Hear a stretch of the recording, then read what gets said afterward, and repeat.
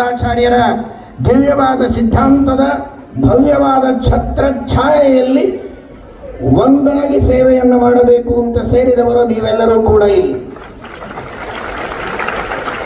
ಈ ಬಾಂಧವ್ಯ, ಈ ಸ್ನೇಹ ಹೇಗೆ ಬಂತು? ಗಂಡ ಹೆಂಡತಿಗೆ ಪ್ರಿಯನಾಗುವುದು ಹೇಗೆ? ಹೆಂಡತಿ ಗಂಡನಿಗೆ ಪ್ರಿಯನಾಗುವುದು, ತಂದೆ ತಾಯಿಗಳಿಗೆ ಮಕ್ಕಳು, ಮಕ್ಕಳಿಗೆ ತಂದೆ ತಾಯಿಗಳು, ರಾಜನಿಗೆ ಪ್ರಜೆಗಳು, ಪ್ರಜೆಗಳಿಗೆ ರಾಜರು, ಗುರುಗಳಿಗೆ ಶಿಷ್ಯರು, ಶಿಷ್ಯರಿಗೆ ಗುರುಗಳು. ಸಮಾಜ ಬಾಂಧವರು ಪರಸ್ಪರವಾಗಿ ಆತ್ಮೀಯತೆಯಿಂದ, ಅಭಿಮಾನದಿಂದ ಒಂದುಗೂಡಿ ಕೆಲಸ ಮಾಡುವುದಕ್ಕೆ ಒಳಗಿದ್ದು ಆ ಪ್ರೇಮವನ್ನ, ಪ್ರೀತಿಯನ್ನ, ಪ್ರೀತಿವರ್ಧನನಾದ ಭಗವಂತ ಎಲ್ಲರಲ್ಲಿ ಆ ಪ್ರೀತಿಯ ಪಾಶದಿಂದ ಬಂಧನವನ್ನ ಮಾಡದೆ ಹೋಗಿದ್ರೆ ಈ ಪ್ರೀತಿ ವಿಶ್ವಾಸಗಳು ಕೊಂಡು ಸಿಗುವ ವಸ್ತುವಲ್ಲ, ಯಾವ ಅಂಗಡಿಯಲ್ಲಿಯೂ ಸಿಗುವ ವಸ್ತುವಲ್ಲ. ಇದು ಭಗವಂತನ ಅಂಗಳದಲ್ಲಿ ಮಾತ್ರ ಸಿಗುವ ವಸ್ತುವೇ ಹೊರತು ಇನ್ಯಾವ ಅಂಗಡಿಯಲ್ಲಿಯೂ ಸಿಗುವಂತಹ ವಸ್ತುವಲ್ಲ.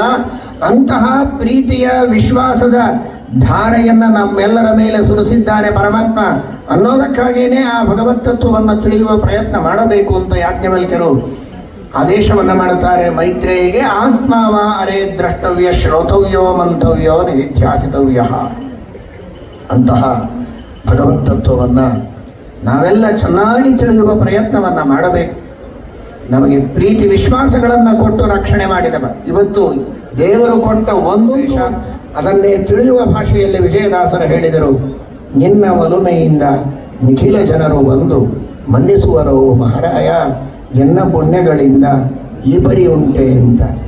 ಈ ಅನುಸಂಧಾನವನ್ನೇ ನಮ್ಮ ಇಡೀ ಜೀವನದಲ್ಲಿ ನಾವು ಮಾಡಿ ನಮ್ಮ ಜನ್ಮವನ್ನು ಸಾರ್ಥಕ ಮಾಡಿಕೊಳ್ಳಬೇಕೆಂಬ ಒಂದು ದೃಢವಾದ ಸಂಕಲ್ಪವನ್ನು ಎಲ್ಲರೂ ಇವತ್ತಿನ ಈ ಚಾತುರ್ಮಾಸ್ಯದ ಪ್ರಾರಂಭದ ದಿನ ನಿಮ್ಮ ಮನಸ್ಸಿನಲ್ಲಿ ಚೆನ್ನಾಗಿ ಸಂಕಲ್ಪವನ್ನು ಮಾಡಿ ದೃಢವಾಗಿ ಇಟ್ಟುಕೊಳ್ಳಿ.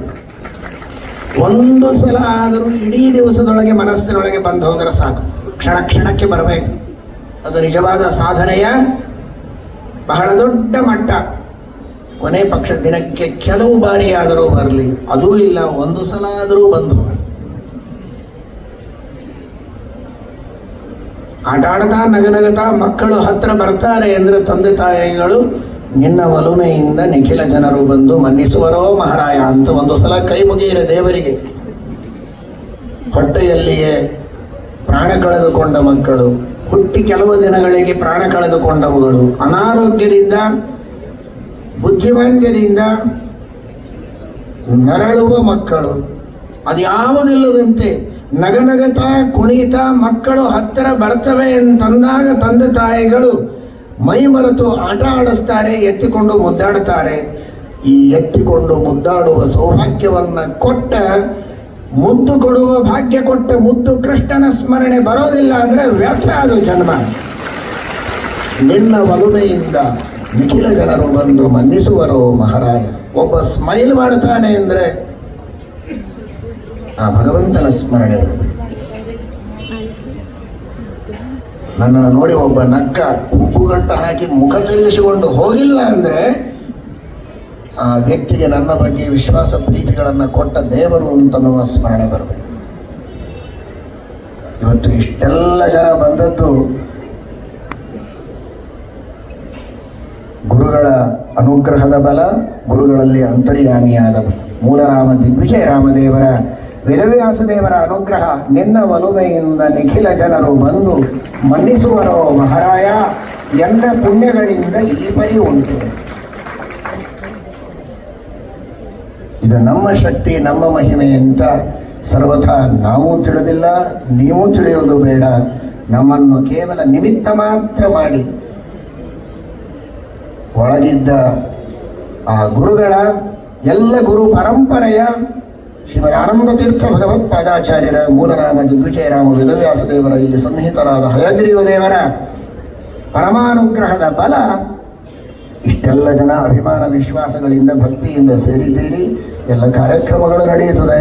ಇದೆಲ್ಲವನ್ನು ಆ ಪರಮಾತ್ಮನಿಗೆ ಗೀತಾ ತಾತ್ಪರ್ಯದಲ್ಲಿ ಶ್ರೀಮದಾಚಾರ್ಯರು ಮೇರು ಅಂತ ಕರೆದಿದ್ದಾರೆ. ಈರ ಅಂದರೆ ಪ್ರೇರಕ, ಮೇರ ಅಂದರೆ ಯಾರಿಗೆ ಯಾರೂ ಪ್ರೇರಕರಿಲ್ಲ ಅಂತಹ ಸ್ವತಂತ್ರನಾದ ಪರಮಾತ್ಮನಿಗೆ ಮೇರ ಅಂತ ಕರಿಬೇಕು, ಅದನ್ನೇ ಮೇರು ಅಂತ ಕರೀತಾರೆ.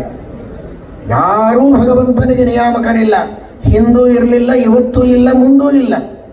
ಕೆಲವರಿಗೆಲ್ಲ ನಮಗೆ ಯಾರು ಬೇಕಾಗಿಲ್ಲ, ನನ್ನ ಕಾಲ ಮೇಲೆ ನಾನು ನಿಂತಿದ್ದೇನೆ ಅಂತಾರೆ. 4 ದಿವಸ ವಯಸ್ಸಾಯಿತು ಅಂದರೆ 4 ಜನರ ಸಹಾಯ ಬೇಕಾಗತ್ತೆ. ಕೈಗೊಬ್ಬರು ಕಾಲಿಗೊಬ್ಬರು ಸಹಾಯ ಮಾಡುವವರ ಅವಶ್ಯಕತೆ ಇದೆ. ಆ ಅಹಂಕಾರ ಹೋಗಿ ಬಿಡುತ್ತದೆ. ಆದರೆ ಭಗವಂತನಿಗೆ ಹಾಗಲ್ಲ. ಅವನು ಹಿಂದೂ ಮೇರ, ಈಗೂ ಮೇರ, ಮುಂದೂ ಮೇರನೇ. ಅವನನ್ನು ನಿಯಾಮನ ಮಾಡುವವರು ಯಾರೂ ಇಲ್ಲ. ಸ್ವತಂತ್ರ ಅನ್ನುವುದಕ್ಕೆ ಅವನನ್ನು ಮೇರು ಅಂತ 3ನೆಯ ಅಕ್ಷರದಿಂದ ಹೇಳಿದರೆ ಅ ಈ ಉ. ಅ ಹೇಳಬೇಕಾದ ಸ್ಥಳದಲ್ಲಿ ಉ ಹೇಳಿದರೆ ಅದು ಸೂಪರ್ಲೇಟಿವ್ ಡಿಗ್ರಿ ಇದ್ದ ಹಾಗೆ. ಮೇರು ಅಂದರೆ ಪರಮಾತ್ಮನನ್ನ ಪ್ರೇರಣೆ ಮಾಡುವವರು ಯಾರೂ ಯಾವತ್ತಿಗೂ ಇಲ್ಲ ಅಂತ. ಹಾಗಾದರೆ ಈ ಮೆರವಣಿಗೆ ಎಲ್ಲ ಯಾರಿಗೆ ಅಂದರೆ ಆ ಮೇರನ ಅಡಿಗೆ ಹೊರತು ನಮಗಲ್ಲ. ನಿಸ್ಸೀಮ ಸ್ವತಂತ್ರನಾದ ನಿರುಪಚರಿತ ಸ್ವಾತಂತ್ರ್ಯ ಇರುವ ಭಗವಂತನ ಪಾದಗಳಿಗೆ ಇದನ್ನು ನಾವು ಅರ್ಪಣೆ ಮಾಡೋದು. ಇದು ಅವನ ಮಹಿಮೆ, ಇದು ಅವನ ಅಡಿಗೆ ಸೇರುವಂಥದ್ದು. ಇದು ಧಾರವಾಡದ ಭಕ್ತ ಸಮುದಾಯ,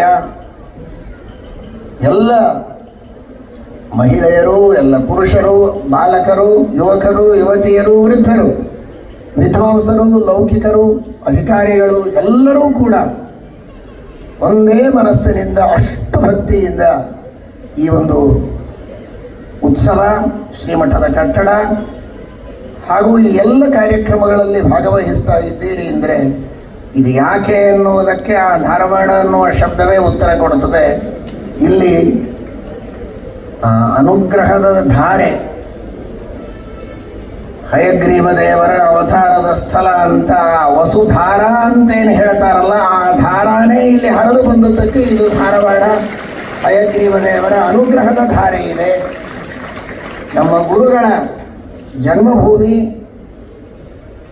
ಅವರು ಈ ಪವಿತ್ರವಾದ ನೆಲದಲ್ಲಿ ಅವತಾರವನ್ನು ಮಾಡಿ ನಮಗೆಲ್ಲ ಉದ್ಧಾರ ಮಾಡುವುದಕ್ಕಾಗಿ 50 ವರ್ಷಗಳವರೆಗೆ ವೇದಾಂತ ಸಾಮ್ರಾಜ್ಯವನ್ನು ಆಳಿ ಅವರೇನು ಅನುಗ್ರಹದ ಧಾರೆಯನ್ನು ಹರಿಸಿದ್ದಾರೆ. ಆ ಧಾರೆಯ ಕೆಳಗೆ ತ್ವೈದ ಭಕ್ತ ಸಮುದಾಯ ಈ ಧಾರವಾಡದಲ್ಲಿದೆ. ಆದ್ದರಿಂದ ಈ ಹೆಸರು ಧಾರವಾಡ ಸಾರ್ಥಕವಾಗತ್ತೆ.